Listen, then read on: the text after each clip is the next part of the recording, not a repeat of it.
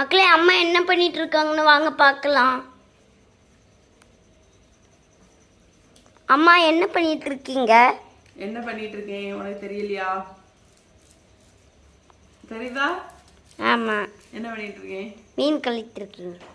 ஆமா மக்களே, நான் இன்னைக்கு மீன் கழுவிட்டு இருக்கேன். அயில மீன் பாத்தீங்களா? அயில மீன் எப்படி கழுவலான்னு பாப்போமா? ஃபர்ஸ்ட் வந்து இதுல வந்து குட்டி குட்டியா செதில்லாம் இருக்கும். அதெல்லாம் இப்படி நல்லா தேய்ச்சி விட்டுக்கணும்.